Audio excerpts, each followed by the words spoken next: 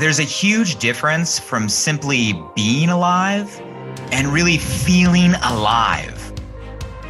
Benjamin Franklin said a long time ago, many people die at 25 and aren't buried until they're 75. And I think those words are even more true today than ever before. Let me check in with you real quick. When was the last time you felt fully alive? Passionate, excitement, fulfillment, energy, you know what I mean, really alive.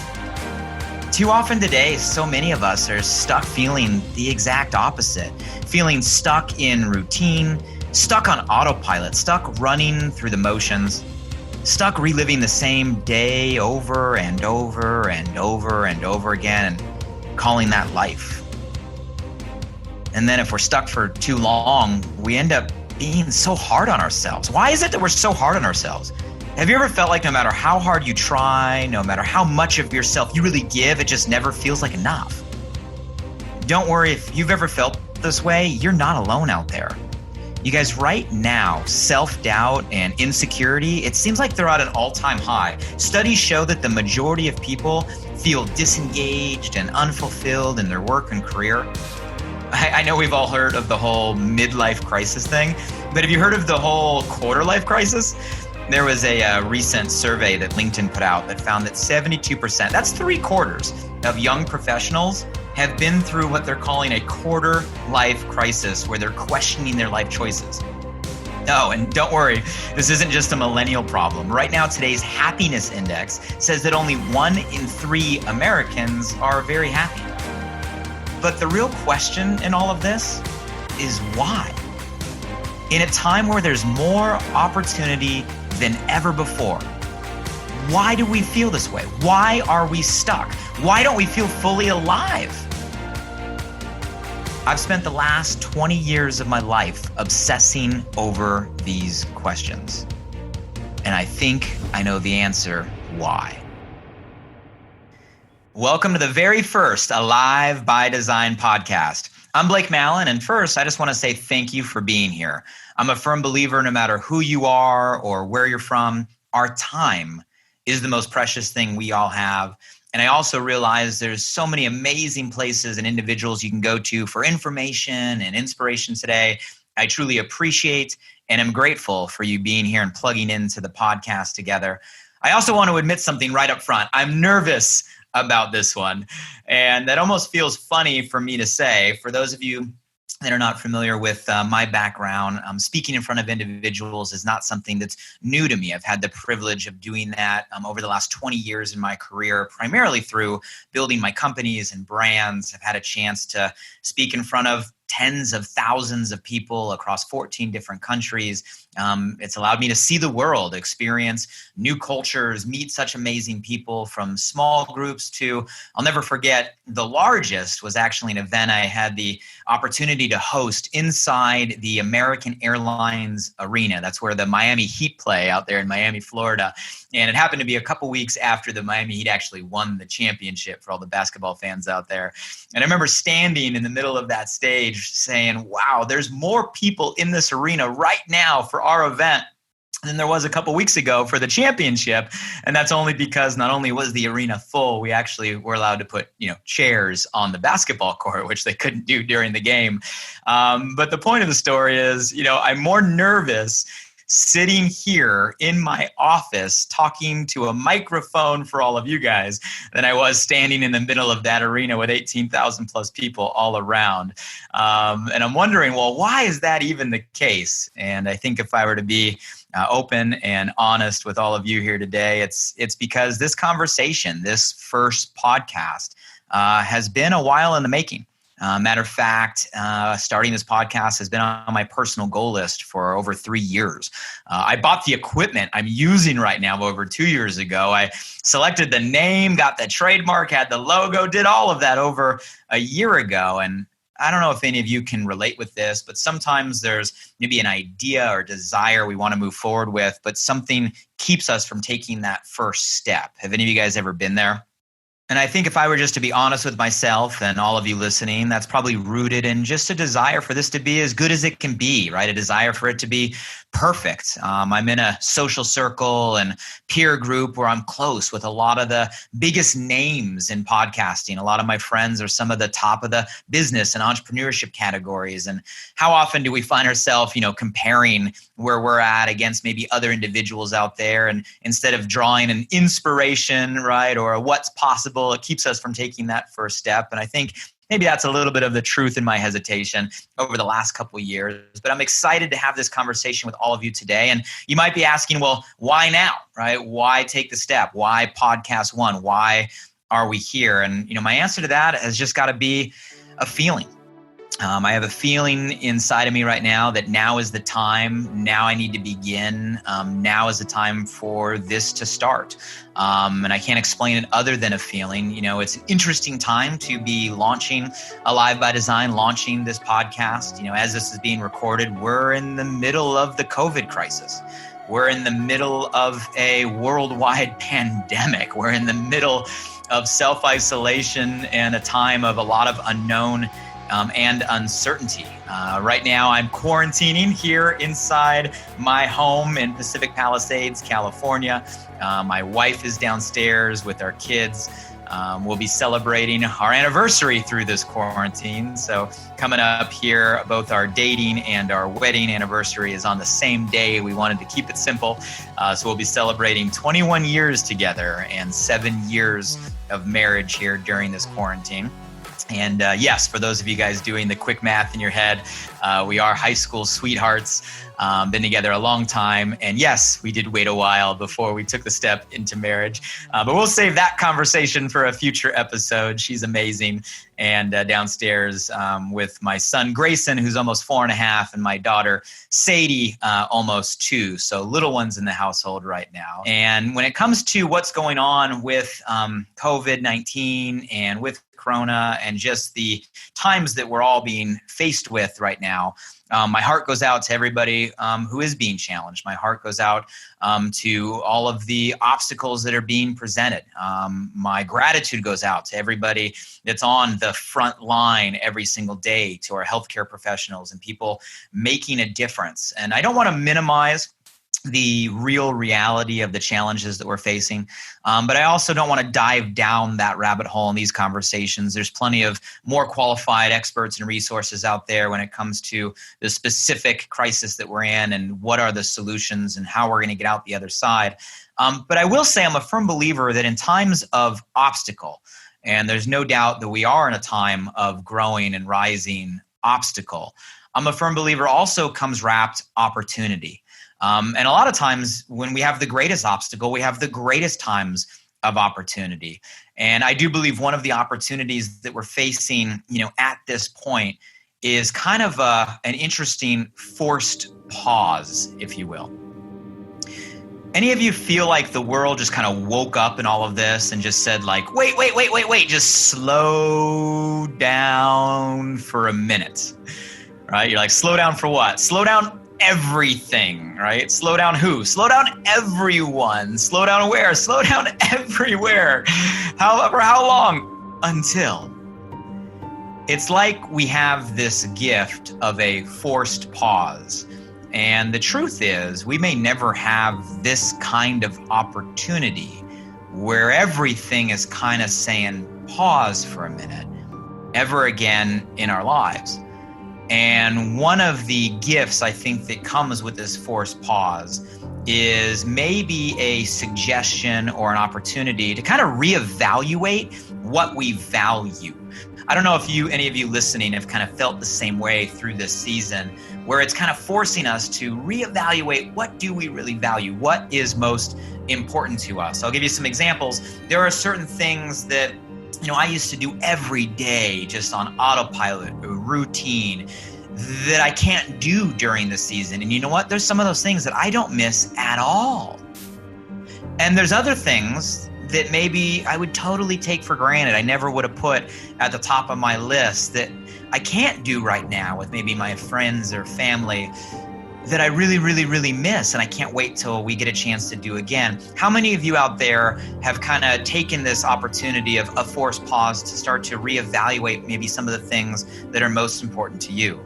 And I think in that thinking, in that reevaluating, that is why I'm sitting here saying now's the time. Some of the things that have been on my mind, some of the things that have been on my heart, a conversation that I want to engage, some experience and solutions that I want to provide, now's the time to begin.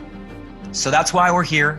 That's why now. That's what's getting me to dust off the equipment. That's what's getting me to press go and begin. And that's why we're all here today. So here we go.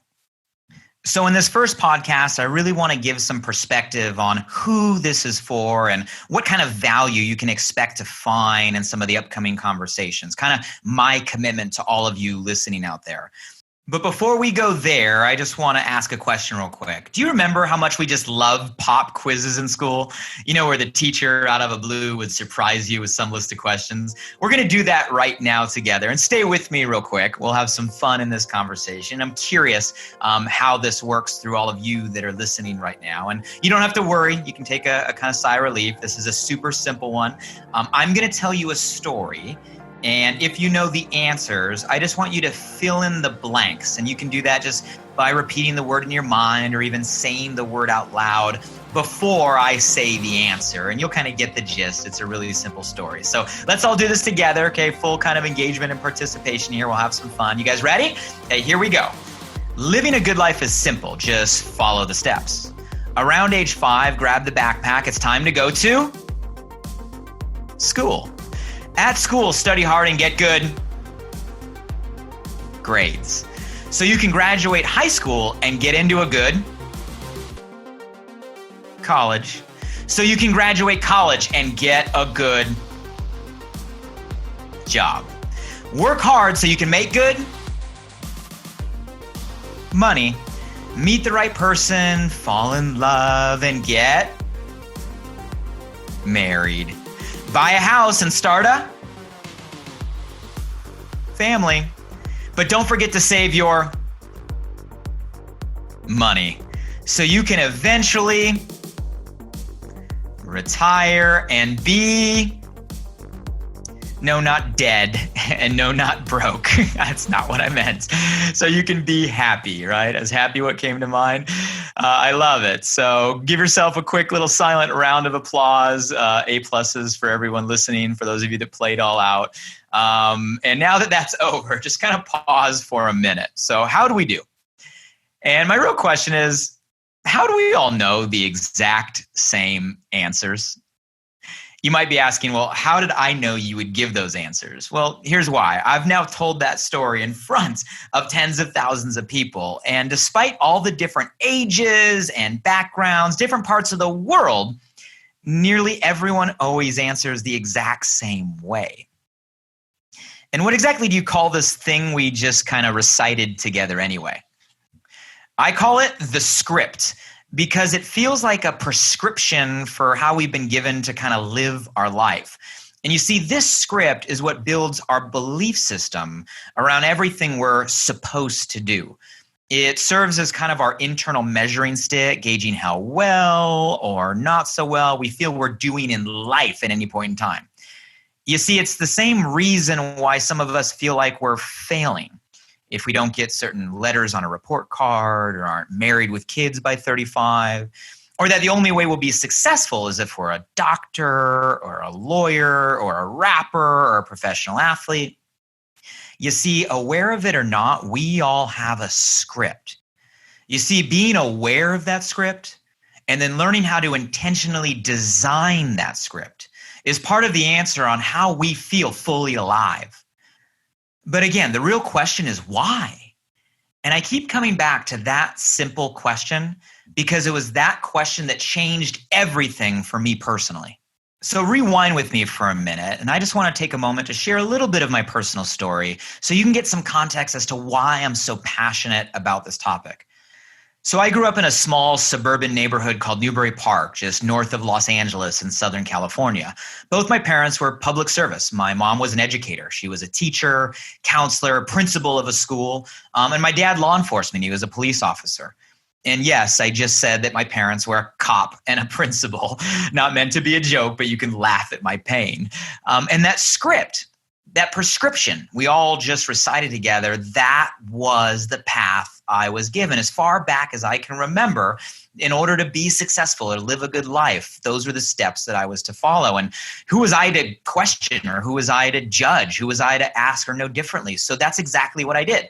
All the way from elementary school, focused on grades. I remember being awarded the Outstanding Sixth Grader Award in sixth grade. My mom was a teacher, so teachers out there, they tend to keep everything. I remember decades later going through a bunch of boxes my mom had saved for me and pulling out all these pink pieces of paper that were the school bulletins of my elementary school. And on there was my name, right? Year after year after year for outstanding perfect attendance. I'm like, Mom, perfect attendance in elementary school? Why?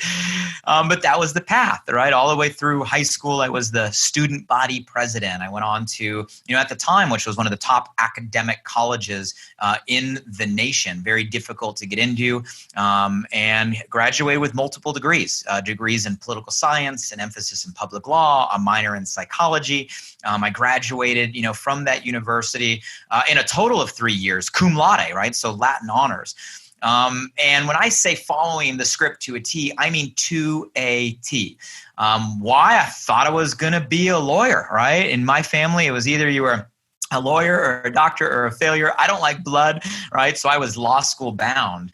And I remember everything shifted for me one summer of my sophomore year in college. I was spending the summer interning for a district attorney out in Ventura, literally sacrificing my summer filing these giant manila folders, sitting there just miserable, but kept telling myself, well, I guess this is the price I have to pay. This is what I'm supposed to do. And I remember I had a conversation with someone who ended up becoming one of my early mentors, probably sensing some of the frustration in me at the time. And he just stopped and he asked me a really simple question. He said, Blake, why are you doing all of this? Studying so hard, getting the grades, building the resume. And I remember when he asked me the question, I didn't have a good answer. Matter of fact, the only answer I had at the time as to why was I doing all of that was, isn't this what I'm supposed to do? And I hated that answer. I don't know if any of you at any point in your life have had someone say something to you and just the words alone carried so much weight, they might as well have hit you upside the head or punched you in the gut. That moment was that moment for me. It was that moment where I first became aware that everything I had done my entire life up until that point was for no other reason than it's what I'd been told I was supposed to do. I meet so many people from so many different walks of life across all ages that still to this day are running motions, not because it's what they love, not because it's what you're passionate about, not because it's what excites you, but because you think that's what you're supposed to do. For me, that moment shifted everything. Once I became aware, I started to look at everything a little bit different. I started to ask myself that question, why? And that level of awareness, elevating that consciousness, asking those questions, ultimately led to getting different answers, meeting different people, and changing the trajectory of my entire life. Now, I'm not going to get into my entire journey today. We'll have plenty of opportunity in future conversations. But for those of you that are really interested in how I made that shift, I actually got invited to give a TED Talk on the topic a little while back. It was an awesome experience standing on that red circle and talking about my story and my mission. So if you simply just search Blake Malin TED Talk, you'll find it out there. It's called Shift the Script, Why You're Supposed to No Longer Works. And feel free to dive in and learn more there. And we'll continue to unpack all of that and deliver some experience and lessons and learnings along the way through the series of this podcast. So that's a quick snapshot on some of my personal story, and I hope that gives you a little more insight into what moves me as an individual on a personal level. Now, I do want to fast forward for a minute and at least give you a glimpse into some of the highlights that I've been able to accomplish professionally. Now, please understand that I'm going to go over this not with any intent or energy to come from a place of ego, but rather just to give you some context to some of the experience that I hope to bring to our conversations together. So I've been a full-time entrepreneur now for over 20 years. I did make my first million by age 25. So for all of you millennials out there, Gen Z out there, it's possible, it's possible, it's possible. I'm a living example of that. I started my own company in health and nutrition space with a couple partners in early 2005 and just had the awesome experience of taking that from an idea through a startup phase, raising venture capital and what that means, to having just the right idea with the right team at the right time come together and create just an amazing phase of momentum where in a few short years, we watched our company go from 30 million in a year to 230 million the next year to $624 million in sales the following year, where literally I found myself having created a $1.6 billion brand by my early 30s. Talk about having to learn and lead at the exact same time. My partners and I ended up selling the company in a $792 million transaction in 2012 to a larger global company with the intent to bring aboard the right partners to scale our idea across the globe. And long story short, ended up being kind of the wrong partnership and wrong structure for that time. The brand got neglected, went through a downward spiral phase in North America, and actually led to a couple partners and I buying it back in 2014 to give it a new life. And over the last couple years, that's where our energy has been focusing, is creating a new chapter all throughout Europe. It's been an amazing experience. And right now, as we're having this conversation, we're actually about to finalize a brand new partnership with an even bigger nutrition company where we truly believe we'll be better together, creating a whole new chapter in the story. And I've never been more excited about the future. So as you can imagine, there's a lot of amazing lessons that come from the creation through the rise, from the startup to the scale, to working with amazing relationships and people I never thought someone like me would have access to, covering different topics of technology and marketing across leadership and business, and just how to have the right mindset and dealing with people through all of that, all of which I plan on bringing to our conversations throughout this podcast. Now, while I do feel it's important for you to know that I've been through some of those experiences so you understand some of the perspective that I'm going to be bringing to these conversations, I also want to be real with all of you. There's no such thing as a peak without a valley. There's no such thing as the win without losses. With every victory, there's a defeat. If anybody's talking about just the success they've had and they don't cover all the failures behind the scenes that lead up to that, I don't believe they're telling the full story. And in my experience, although the victories are fun, the trophies we like to talk about, right, they make for great headlines. And I value everything I learned, right, along the way for all those rises and all those triumphs. I'll tell you, in my experience, I've learned that the real value is not in the peaks. The real value lies in the valleys. It lies in the struggle and where you have to go through and the challenge and the obstacles and the times you want to quit and the times that things didn't work out and everything you get faced with you never thought about. Those are where the real growth, those are where the real value comes from. So just as much as I look forward to sharing some of the victories and how to accomplish those for you and yourself and your business and your career, I'm equally, if not more excited, to talk about the valleys that I've had the privilege of growing through, to talk about some of the hard lessons. And those lessons are going to come from a variety of themes, maybe hard lessons in partnerships and the power of having the right ones and what happens when you have the wrong ones. Maybe some of the lessons that come with dealing with some of the big corporate politics and bureaucracy or Wall Street, some of the things that I've had the challenge to face out there that might be able to serve you or help you with your businesses as you go. Some of the challenges when it comes to learning about the importance of culture when it's working for you or against you. Innovation, what happens when you're ahead of the curve and what happens when you stop. So these are all lessons and themes, guys, come wrapped in a ton of experience.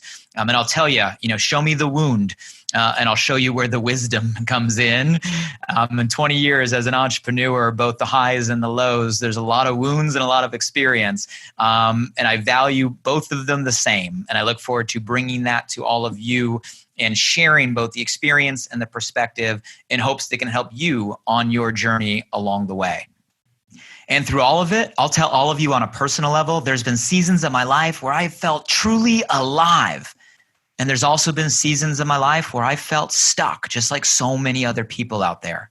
But I'll tell you, there's been one realization that has consistently remained to be true through all of it. The highs, the lows, the goods, the bads, the victories, the defeats. And that realization is this: you need to stop being the person you've been told you're supposed to become the person you're meant to be. Too many of us out there right now are stuck in supposed to, doing what we're supposed to do to be a good mom, supposed to do to be a good spouse, supposed to do to be a good employee, supposed to do to be a good friend, supposed to do, right, to be a good partner, supposed to do to be successful, supposed to do to be happy, chasing this supposed to, getting stuck in supposed to. We have to let go of becoming the person we're supposed to be if we're really to become the person we're meant to be. And moving to where you're meant to, for everybody listening right now, in my experience, comes down to aligning three things. Our meant to is aligning our potential, aligning our passion, and aligning our purpose. Aligning our potential, the skills and gifts and talents we've been given. Aligning our passion, that inner fire, that inner igniter, that thing that makes us excited and ready to move forward, our fuel power, and aligning our purpose in a way that we can contribute and serve to others beyond just ourselves. You see, if we can find the alignment of those three things, we're going to not only move to doing what we're meant to do, even more importantly, we're going to be moving to becoming who we're meant to be. That's been true for me, and I know that will be true for you. And that's my mission, to just wake people up, to shift the script, to move toward your meant to so you can feel fully alive. And so that's the purpose of this podcast. So who's this for? Well, by now you probably know, right? This is for anyone that feels stuck. You feel like you're wasting your life. You want to figure out how to find who you're meant to be, what you're meant to do, ignite that purpose, that potential, right? That passion. This is for any of you millennials or Gen Z out there that are maybe conflicted between wanting to please your parents or please society, chase that supposed to, and pursuing your own dreams. I'm here to help. It's for any aspiring entrepreneurs who want to become successful, not just in business, but successful in life. It's for any moms or dads or parents out there who crave an identity, maybe outside just their children or their family. This is for any creators. I'm calling all creators who want to aspire to be more, who want to aspire to do more, who want to create. This is for any business professionals out there who are seeking, more fulfillment in your career or what you do. Guys, this is for anybody that wants to get unstuck, and anyone that just wants to go from not just being alive, but feeling fully alive. So plan on me sharing personal experiences and personal stories, diving deeper into some of the highs as well as the lows, some of the peaks as well as the valleys, encompassing a variety of themes, crossing business and entrepreneurship and tactical practices there, but also diving into the mindset, the belief system, the script per se, that has helped me make that shift that I believe will help you in the same. I'm going to do my best to bring in other individuals I have access to, some amazing guests and thought leaders to talk about how they've pursued their meant to, what they're doing to make that shift and the impact they're able to make. I would expect variety, right? Some may be longer, some may be shorter. Some may be just me talking, some may be live with me walking, right? Some may be more formal with special guests. I think variety is what I would expect. And some may be exploring various series or different themes as we go through this conversation. But the intention of this podcast will remain consistent throughout all our conversations. I'm here to help you identify, help you deconstruct and distill down both the principles and the practices, the principles, the beliefs, the story we're telling ourselves, the script, and the practices, the practical, tangible how-tos you can do right now to make a difference. with the goal to help you align your passion, your potential, and your purpose so you can make that shift the script from trying to be the person you've always been told you're supposed to be to becoming the person you're really meant to be, to help you move toward your meant to so we can feel most alive. So that's why I'm here, and I hope that's why you're here. A sincere thank you for plugging in to our very first podcast. If you can take a moment right now to please rate, review, and subscribe so we can continue these conversations together. I look forward to more of our journey together as we all do our part to helping the world become alive by design.